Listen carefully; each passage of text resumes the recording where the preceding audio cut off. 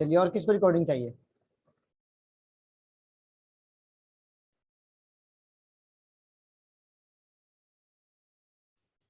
सब जबरदस्ती का रिकॉर्डिंग लेते हैं, रिकॉर्डिंग मांगे तो रिकॉर्डिंग बच्चे जब बोलते हैं तो कहते हैं ये हो गया, वो हो गया। रिकॉर्डिंग भाई करने का कोई मकसद ही नहीं बनता है। चलिए बच्चे गौर कीजिएगा, नेक्स्ट कमिंग टॉपिक की बात मैंने क्या कहा, जेवीएम आर्किटेक्चर। जो डायग्राम बेसिस पढ़ाया है वो पहले नहीं बताया हूँ, जो पढ़ा रहा हूँ वो पहले से मैंने नहीं बताया है, अभी जस्ट स्टार्ट किया हूँ। मैंने उस समय बोला था कि लास्ट डायग्राम एक पढ़ाते हैं जेवीएम आर्किटेक्चर, जो जावा की उप्स का प्रोग्राम कैसे इनसाइड जेवीएम एग्जीक्यूट होता है, उसकी फ्लो को पता चलता है, उससे उसके फ्लो को हम लोग चेक करते हैं। इनसाइड जेवीएम आर्किटेक्चर की बात करें तो उसके फ्लो को बताते हैं कि इनसाइड जेवीएम में कि जावा का फ्लो क्या है, उसके फ्लो क्या है, कैसे कहाँ पे बाइट कोड को मेथड को स्पेस मिलेगा, उस फ्लो को बताते हैं। इसे अगर बताए तो इसे हम कहते हैं Java run time, Java run run time Java run time system. इसे हम लोग कहते हैं Java run time system, SYM system, Java run time system. इसे हम लोग बोलते हैं Java run time system.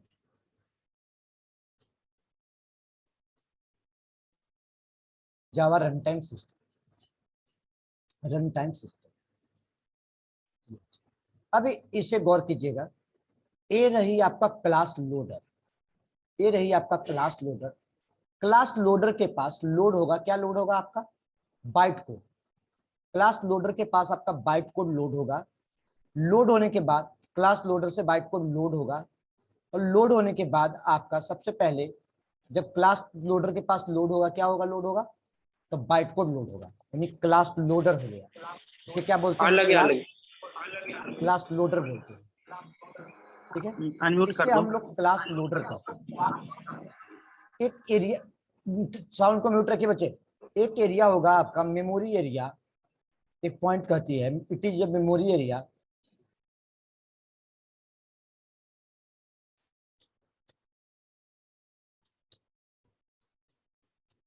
The memory area allocated by JVM, allocated by the memory area allocated by JVM। ये आपको कौन एलोकेट करिए, JVM एलोकेट करिए, allocated by JVM। ठीक है, the memory area allocated by JVM।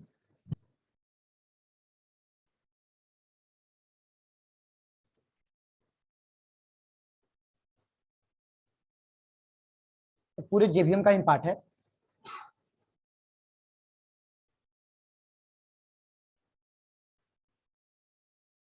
ठीक है,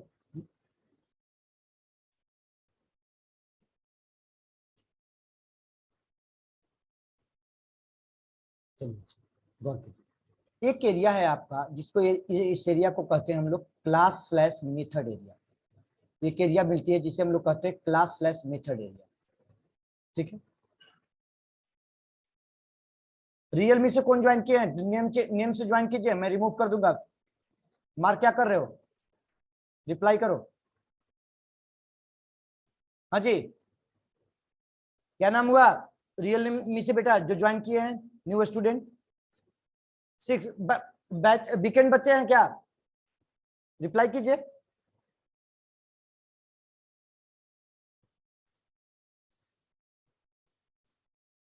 आप नेम नेम एडिट करके ज्वाइन कर लीजिए अपना, रियलमी जो आप ज्वाइन किए हैं। कुछ बोलना चाहते हैं बोलिए, मार्क करने के क्या मकसद है बताइए।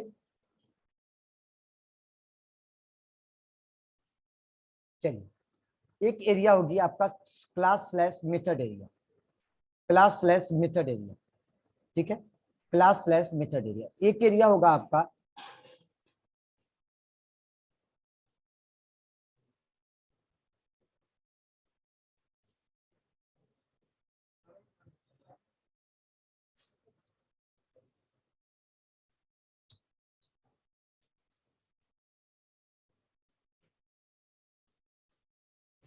लाइट आ गया ना,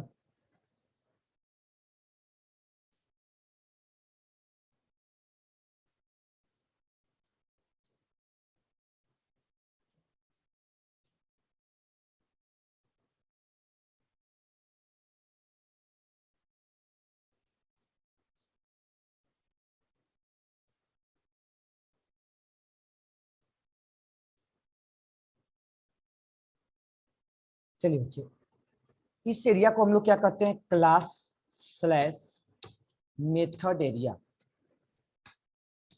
क्लास स्लैश मेथड एरिया।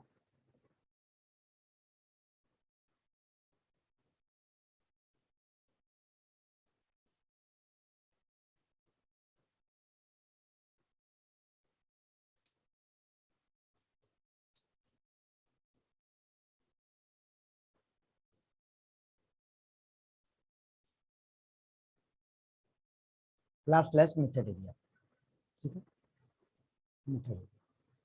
इसे कहते हैं हम लोग हीप एरिया, हीप एरिया। इसे कहते हैं हम लोग stack area,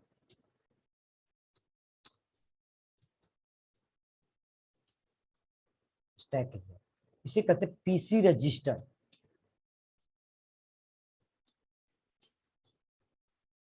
PC register.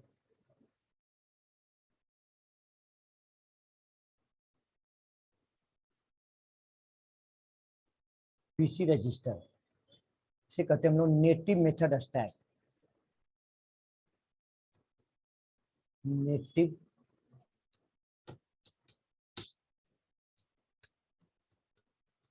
Method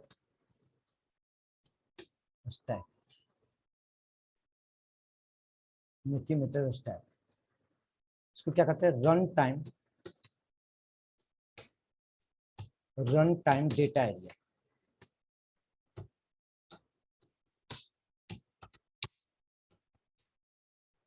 run time data area, run time data area.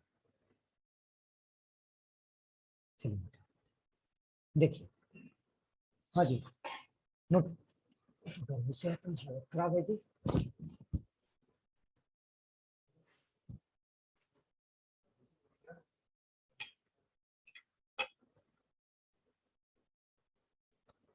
क्या कर रहा है तू, बंद कर दे रहा है, क्या कर रहा है?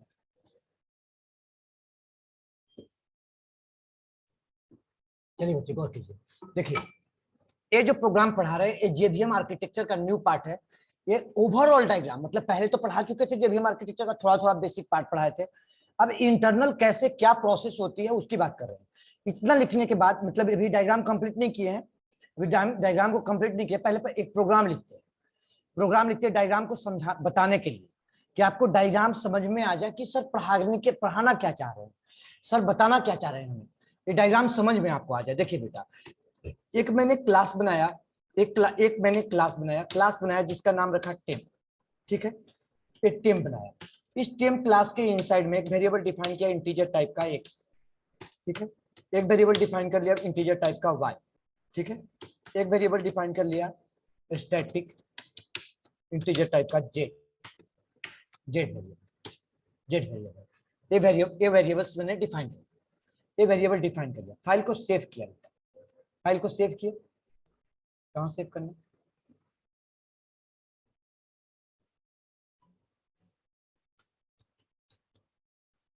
टेम्प डॉट जावा, टेम्प डॉट जावा से सेव किया। चलिए, ये आपको ये मैंने क्लास बनाया बेटा, गौर कीजिएगा, एक क्लास बनाई।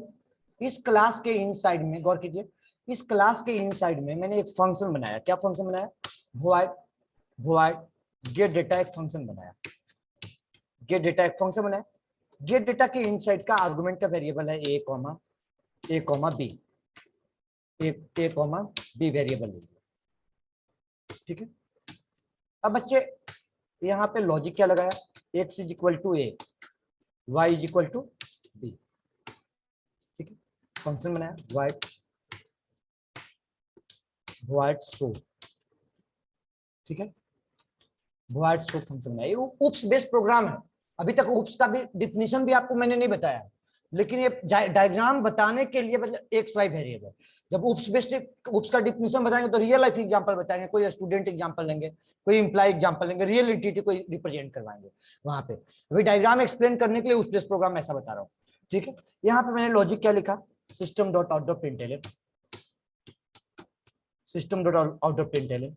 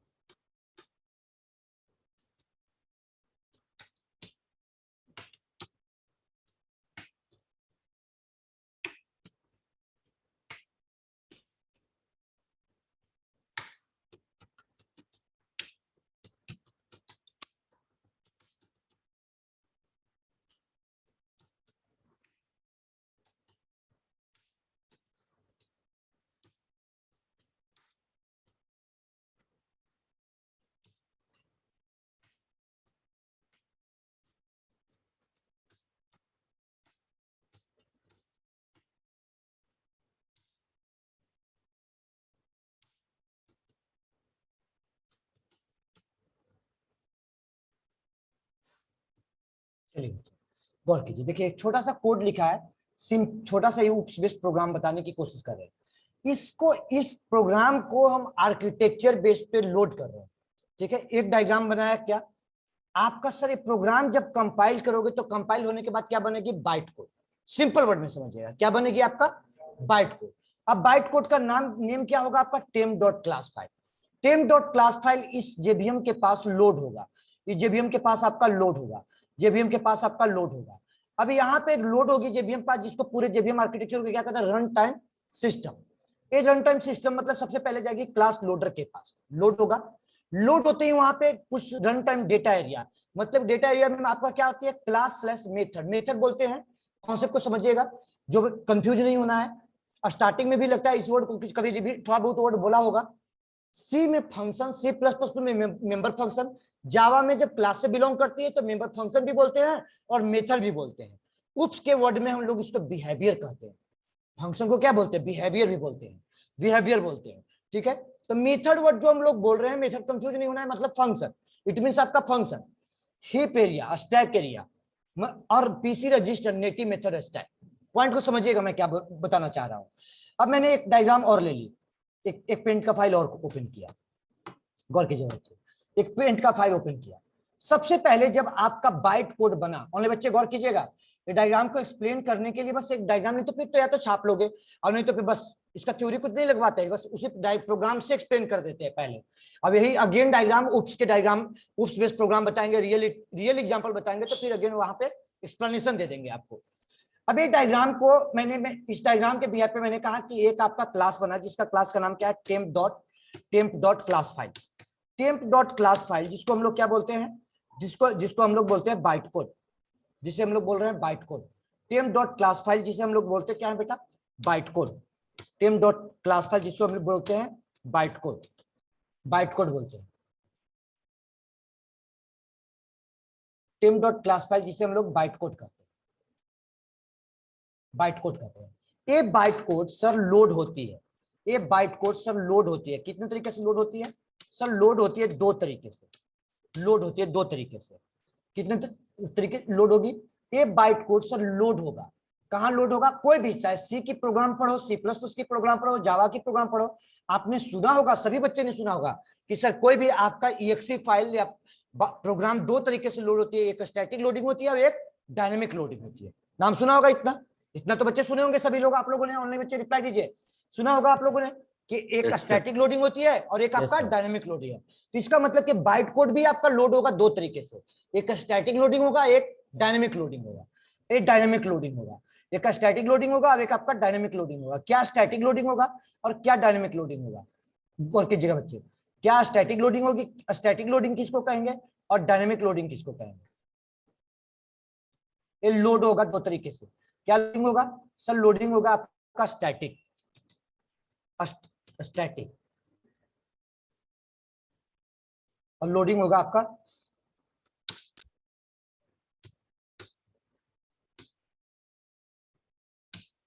डायनेमिक।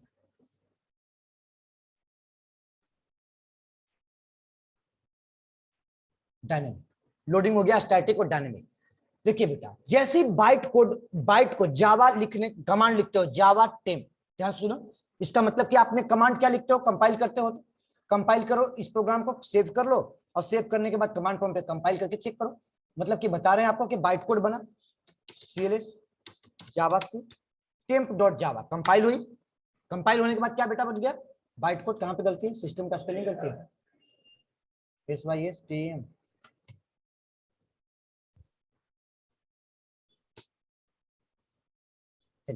ये बाइट कोड आपका कंपाइल हुआ, कंपाइल होने के बाद आपका क्या बनेगा, कंपाइल होते ही dot Java file compile code बना। इस बाइट कोड को आपने लिखा, कमांड लिखा रन कराने के लिए, जावा टेम्प, बाइट कोड रन करेगा, इतना पता है सबको।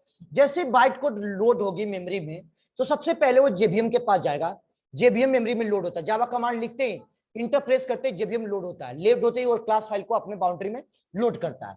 क्लास फाइल बाउंड्री में लोड होगा, यानी क्लास लोडर के पास जाएगी सबसे पहले। क्लास लोडर आपका लोड करते ही वो मेमोरी एरिया लोकेट करवाएगा, किसके द्वारा, जेबीएम के द्वारा, जो कि method, heap, stack, PC register, native method, ये अलग अलग फॉर्मेट है। वो फॉर्मेट अलग अलग है क्या, बताते हैं आपको। एक एरिया जो मेथड एरिया आपको बना हुआ है बेटा, मेथड एरिया जो बना हुआ है, उसकी बात जो हम कर रहे हैं मेथड एरिया की, वो method area is nothing just is a member function area, member function area. उसी में बात करो तो यहाँ पे क्या रहेगा, यहाँ पे कॉन्सेप्ट क्या कहा, class slash method, class slash method area, class slash method area. अब यहाँ पे इस क्लास के इनसाइड में सबसे पहले जैसे ही फर्स्ट टाइम, जैसे ही जावा टेम्प कमांड आपने टाइप किया, इंटरप्रेस किया, सबसे पहले फर्स्ट टाइम में क्लास फाइल लोड होगा। लोडिंग टाइम में उस क्लास का जितना भी मेथड होगा, जितना भी उस क्लास में मेथड होगा, 1 2 3 100,000 जितने भी मेथड है, मेथड मतलब समझ रहे हैं ना ओनली बच्चे, फंक्शन। मेथड मतलब कि फंक्शन, इट मींस फंक्शन, जितने भी फंक्शन होंगे सर वो बाय डिफॉल्ट वो सबसे पहले मेथड एरिया में लोड हो जाएगा, मेथड एरिया में लोड होगा only one time in a method area.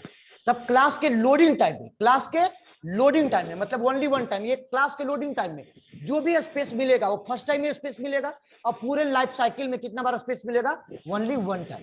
अब उसे एरिया से बार बार फंक्शन वहीं से कॉल होगा। मतलब प्रोग्राम में आपका फंक्शन क्या बना हुआ है, प्रोग्राम में फंक्शन बना हुआ है गेट डेटा, शो और मेन, ठीक है, गेट डेटा, शो और मेन। तो यानी प्रोग्राम के इनसाइड में आपका लोड क्या हो गया सर, प्रोग्राम के इनसाइड में लोड हो गया आपका गेट डेटा और आपका शो और आपका सर मेन। अब मैंने कहा कि सर पूरे लाइफ साइकिल में एक ही बार लोड होती है, पूरे क्लास के रनिंग के दौरान। मतलब कि जब प्रोग्राम कमांड रन कराते हो ना, तो जब तक ये टर्मिनेटर, ये लास्ट लाइन नहीं आता है, मतलब कि 2000 लाइन का कोड है, प्रोग्राम एक बार लोड हो चुका है, उसी मेमोरी से एक बार लोड हुई थी फर्स्ट टाइम में, वहीं से बार बार कॉल होते रहेगा फंक्शन। जब जब आप कॉल करोगे तो वहीं से कॉल होते रहेगा बार बार। इसका मतलब कि वो स्टैटिक लोडिंग हुआ कि डायनेमिक लोडिंग हुआ, जब ओनली वन टाइम लोड हुआ तो स्टैटिक लोडिंग हुआ। वेरी गुड, ये क्या लोडिंग हुआ बच्चे, ओनली बच्चे रिप्लाई दीजिएगा, क्या लोडिंग हुआ, वो स्टैटिक लोडिंग हुआ। अब ये जो लोडिंग हुआ आपका बेटा स्टैटिक लोडिंग हुआ, ये लोडिंग को क्या कहिएगा आप, स्टैटिक लोडिंग। अब इसी के एरिया में एक पार्ट होगा स्पेशल एरिया, स्पेशल एरिया एक बोलते हैं उसी का एरिया जिसको कहते हैं क्लास एरिया। एक एरिया बोलते हैं बेटा, क्या बोलते हैं उसको, क्लास एरिया। क्लास एरिया मतलब, क्लास एरिया एक एरिया हो गया आपका क्या, क्लास एरिया। अब क्लास एरिया इसमें यहाँ पे क्या है आपका बताते हैं आपको। क्लास एरिया गौर कीजिए, क्लास लेवल पे जो स्टैटिक वेरिएबल्स डिफाइन होते हैं उसकी स्पेस क्लास के लोडिंग टाइम में फर्स्ट टाइम मिल जाता है, क्लास के लोडिंग टाइम में फर्स्ट टाइम में मिल जाता है। ध्यान सुनिएगा, क्लास लेवल पे जो स्टैटिक वेरिएबल्स डिफाइन है और उसकी कुछ ना कुछ वैल्यू वो लोडिंग टाइम में ही डाल देता है, जो फर्स्ट टाइम में स्टैटिकली इनिशियलाइज कर देता है जेवीएम। तो फर्स्ट टाइम इस क्लास लेवल पे कौन सा वेरिएबल डिफाइन है जो स्टैटिक है, आपका जेड, ठीक है, जेड। ध्यान से सुनिएगा, क्या है आपका, जेड वेरिएबल, जेड वेरिएबल। अब जेड वेरिएबल आपका यहाँ पे डिफाइन है। अब इसकी वैल्यू जेवीएम जो है एक एरिया, इसी में मैंने कहा एक मेथड स्लैश क्लास एरिया, मतलब method plus static data member area is known as class area. हुआ कि नहीं हुआ ओनली बच्चे, method plus static data member, तभी तो क्या उसको कह दोगे क्लास एरिया, क्लास एरिया कह दोगे, पूरे एरिया को क्लास एरिया कह दो। अब यहाँ पे आपको ये भी स्पेस क्या कैसे मिलेगा, इस भी स्पेस क्या मिलेगा आपका, ये भी स्पेस आपका स्टैटिक मिला। अब बात कैसे प्रूफ हुआ कि सर इसको क्लास के लोडिंग टाइम में स्पेस मिल गया बेटा, तो बात इस प्रूफ करने के लिए मैं अभी बस एक वर्ड बोल रहा हूँ, उसका थ्योरी आएगी, मतलब अगली टॉपिक क्या इसी के थ्योरी, इसी को उसको आसान बनाने के लिए हम पहले इतना टेलर दे रहे हैं आपको, नहीं तो उसका आसान नहीं होगा, इजी नहीं होगा। उप्स डायरेक्ट उप्स से स्टार्ट कर देंगे तो भी आपको समझ में आ जाएगा, लेकिन कुछ बच्चे को बाउंस करने लगेगा, ठीक है। इजी बनाने के लिए हम इतना समझाने की कोशिश करें कि ऐसे ऐसे कहानी चल रही है, बस हम मतलब यही है, जो एडिशनल क्लासेस हो रही है 2 क्लास एडिशनल हो जाएगी। अब यहाँ से कौन से बच्चे समझिए, यहाँ से अभी यहाँ पे मैंने क्या कहा, प्रोग्राम तो ए बी का ही है ना जी, अभी तक प्रोग्राम पढ़ाया है, उसका नाम ले लिया, बस बदल गया कॉन्सेप्ट यहाँ पे। अब यहाँ पे मैंने क्या कहा कि एक्स वाई जेड, जेड को आप यहाँ भी प्रिंट करा लो, सो फंक्शन में भी प्रिंट करा लो, और जेड को आप यहाँ भी प्रिंट कराओ। जेड वेरिएबल को बेटा आपने क्या कहा, पहले एक्स को प्रिंट कराया बेटा, एक्स को प्रिंट कराया, देन जेड को प्रिंट कराया, देन आपका जेड को प्रिंट कराया। गौर कीजिएगा जेड को। अब बताइए कौन किस पार्ट पे एरर देगा, किस पार्ट पे एरर नहीं देगा, बताइए हमारे बच्चे, गौर कीजिए। आपने क्या कहा सर स्टैटिक वेरिएबल को स्पेस, जैसी क्लास लोड होगा लोडिंग टाइम में स्पेस उसको मिल जाएगा, वो एरिया क्या होगा, क्लास एरिया। इसका मतलब क्लास एरिया में जो मेथड स्लैश क्लास एरिया में लोडिंग टाइम में स्पेस मिलता है, दैट इज पूरे लाइफ साइकिल में कितना बार मिलेगा, एक ही बार मिलेगा, क्योंकि क्लास फाइल तो एक ही बार लोड होगा ना फर्स्ट टाइम में। अब ये हो गई आपका क्लास एरिया। अभी देखिए अभी बात कैसे पता चलेगी, गौर कीजिए बच्चे। प्रोग्राम को कंपाइल किया और इसको रन कराया, तो देखिए नॉन स्टैटिक वेरिएबल के लिए एरर दे रही है, जबकि स्टैटिक वेरिएबल के लिए कोई एरर नहीं दे रही है बच्चे। तो हटा दीजिए, इसका कंफ्यूजन ना हो, इसको क्यों लिखना है, बस इतना समझो ना कि स्टैटिक वेरिएबल, ये स्टैटिक वेरिएबल है। अभी स्टैटिक वर्ड हम जानबूझ के नहीं लिख रहे हैं, उसमें कमेंट हम लिखना चाह रहे हैं, लेकिन लिख नहीं रहे कि अभी कॉन्सेप्ट नहीं बताए, बस अभी बताने की कोशिश कर रहे हैं कि वो मेमोरी एरिया है क्या, क्लास क्या है, मेथड क्या है, बस इतना समझो। हीप क्या है, स्टैक क्या है, नेटिव मेथड स्टैक क्या है, ये मेमोरी एरिया है क्या, पहले ये बता रहा हूं। अब अच्छे गौर कीजिए, प्रोग्राम को कंपाइल किया और रन कराया, देखिए रन कराया तो देखिए जेड की वैल्यू डिफॉल्ट आ गया, 0 आपने असाइन किया है, असाइन तो नहीं किया है, मैंने क्या कहा, जेबीएम में जेबीएम उसको बाइट कोड को लोड करेगा, मेथड एरिया को मेथड में स्पेस देगा, उसी में स्पेशल एरिया होगा आपका क्लास एरिया, और उसमें देगा स्टैटिक डेटा मेंबर को स्पेस, और स्टैटिक डेटा मेंबर को स्पेस क्लास के लोडिंग टाइम में मिलेगा फर्स्ट टाइम, एक बार यहां मिलेगा, ठीक है, वन टाइम यहां मिला, फिर और मिलेगा एक जगह, डिस्कस करते हैं। चलिए बेटा देन आती है, हाँ तो हम बोलो मेन मेथड में सिर्फ स्टैटिक वेरिएबल को नहीं अलाउ कर सकते हैं और नॉन स्टैटिक को अलाउ नहीं होता। उप्स का कॉन्सेप्ट है, अभी उप्स का कॉन्सेप्ट नहीं बोल रहे हैं बेटा, अभी बस इतना समझो कि एरिया क्या है। आप मेन मेथड में स्टैटिक वेरिएबल ही अलाउ होती है, बात सही है, नॉन स्टैटिक वेरिएबल ऑब्जेक्ट से ही कॉल होते हैं बेटा। उप्स का कॉन्सेप्ट आएगी जब थ्योरी के साथ जब चलने लगेगी, कल की क्लास से समझ में आने लगेगी। अब थोड़ी ना उसी टॉपिक को तो पढ़ाना है, तो इजी बना रहे हैं ना अगर आज की क्लास में।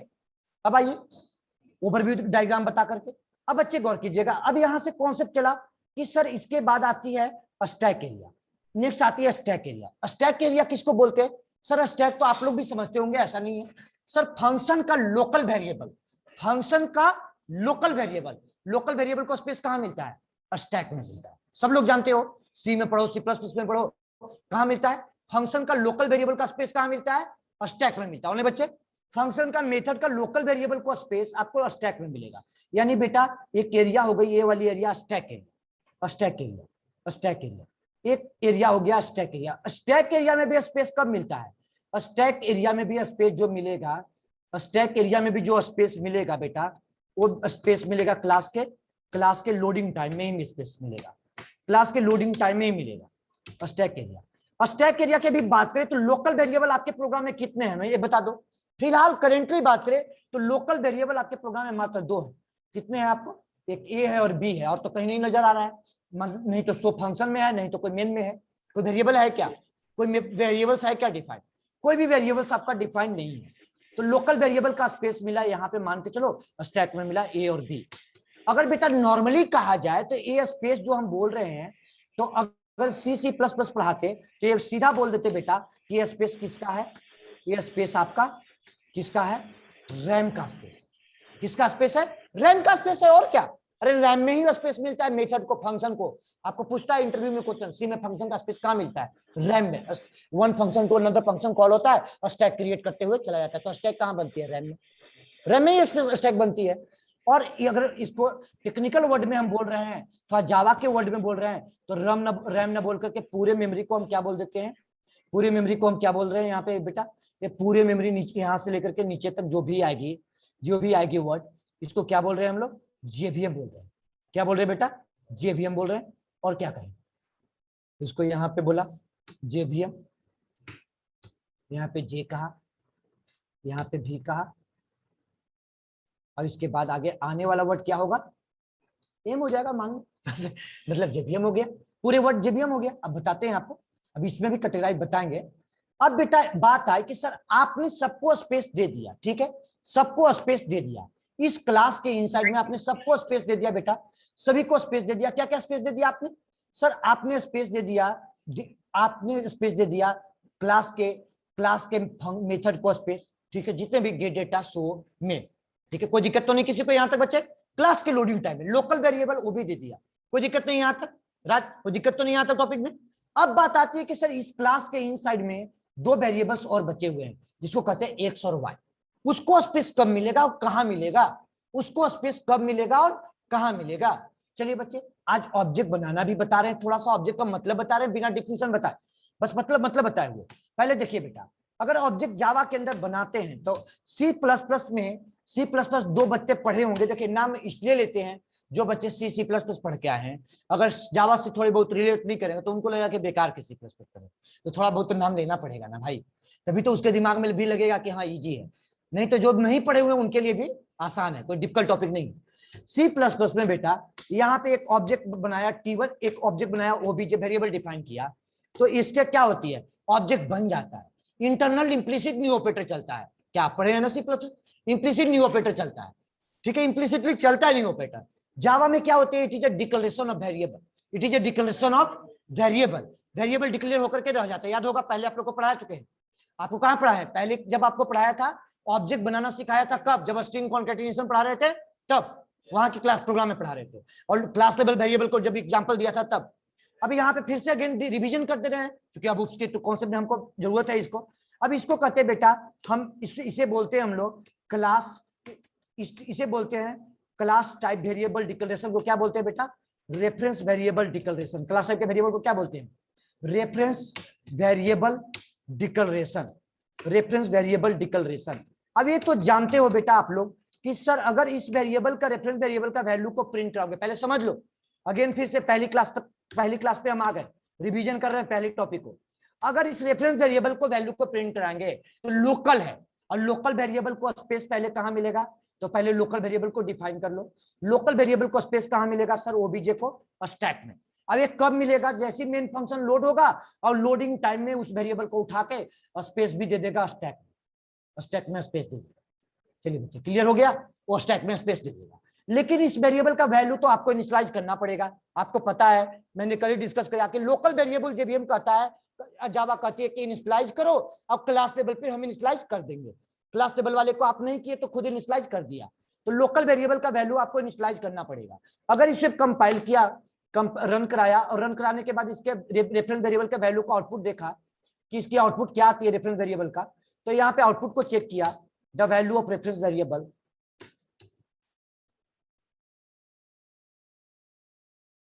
The value of reference variable, reference variable का आउटपुट क्या है बेटा, गौर कीजिए, तो यहाँ पे ओबीजे को प्रिंट है, बस सिंपल समझिए।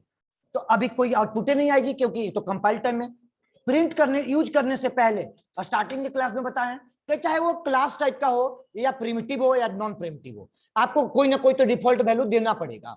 और नॉन प्रिमिटिव का तो एक ही डिफॉल्ट वैल्यू होता है, जो क्या होती है बताइए, उन्हें बच्चे रिप्लाई दीजिए, क्या होती है नॉन प्रिमिटिव का डिफॉल्ट वैल्यू, क्या इनिशियलाइज कर सकते हैं? हाँ जी दीपक बताइए, क्या जी अभी अगर जस्ट प्रिमिटिव होगा तो 0 होगा, और अगर नहीं तो नल होगा।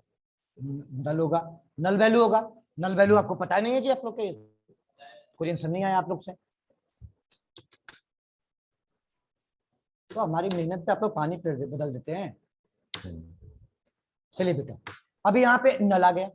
अब इसके बाद क्या होती है, इस क्लास का ऑब्जेक्ट बनती है, यानी ऑब्जेक्ट कैसे बनेगा, OBJ is equal to new new new new टिम, न्यू टिम।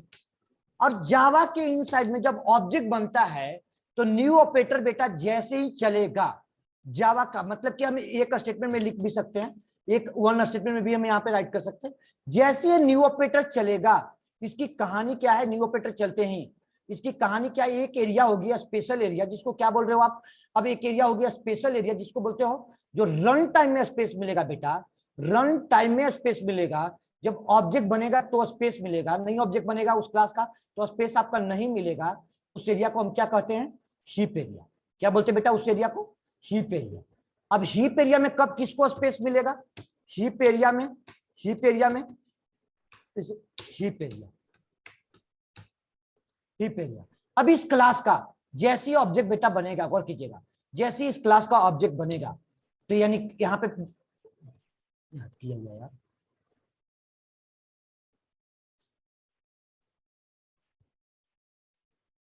अब यहाँ पे आपका temp TMP temp OBJ equal to new temp,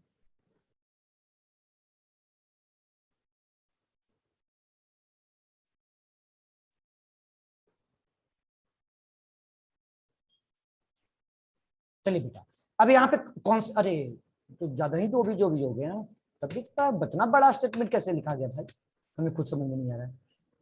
चलिए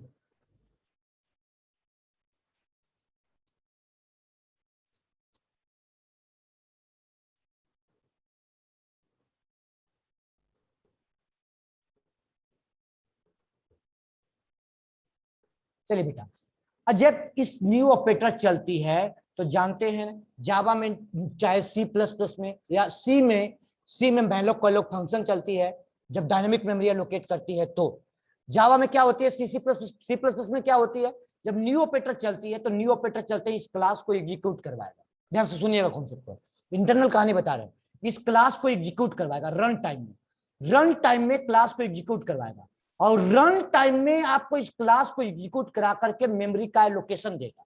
मेमोरी का क्या देगा, एलोकेशन देगा। अब उस रन टाइम में मेमोरी एलोकेशन कहां होगी, तो हिप में एलोकेशन होगी। और जब रन टाइम में जब मेमोरी एलोकेशन होगा तो डेटा मेंबर पैदा होगा। क्या पैदा होगा, x इक्वल टू 0, एक्स का वैल्यू होगा 0 और y का वैल्यू होगा 0। अब एक बार आपका फर्स्ट टाइम जब उस क्लास का पहला ऑब्जेक्ट बनता है, तो स्टैटिक वेरिएबल भी एक बार ऑब्जेक्ट बनने पर भी पैदा होता है मेमोरी में। जब ऑब्जेक्ट बनेगा उस समय भी मेमोरी में आपको एक बार एग्जिस्टेंस उसके आएगी।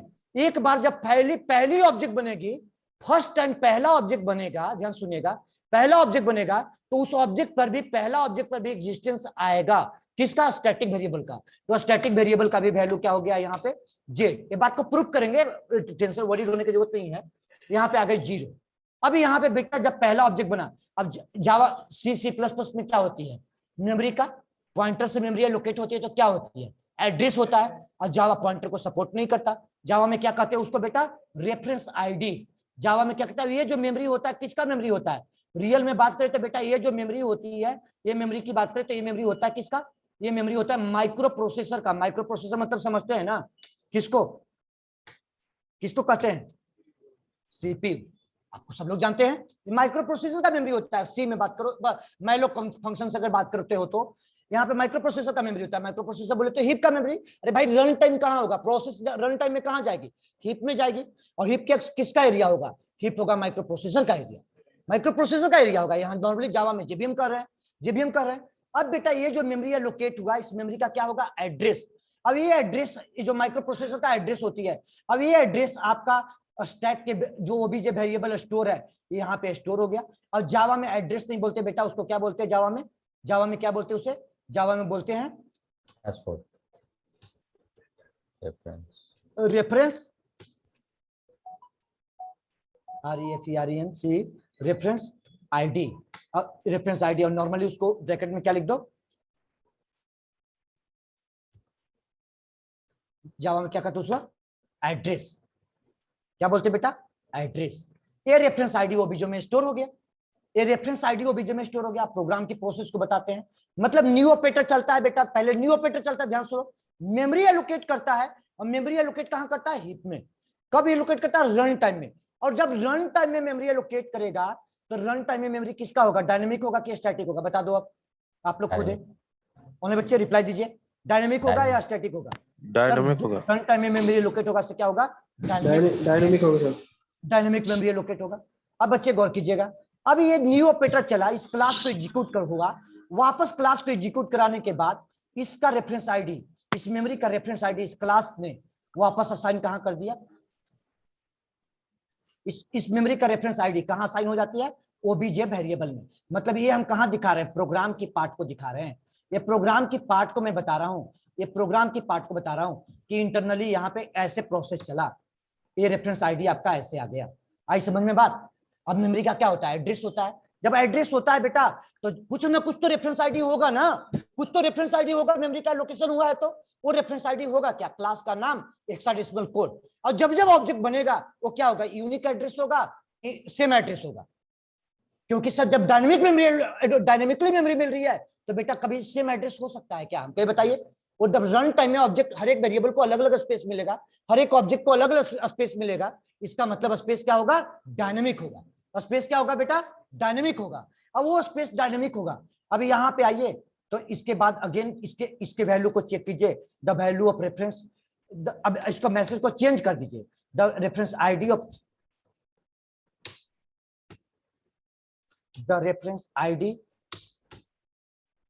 of reference variable obj। obj देखिए बेटा, बस इतना देखिए, बस विशेष हम बात नहीं कर रहे, इतना ही देखिए।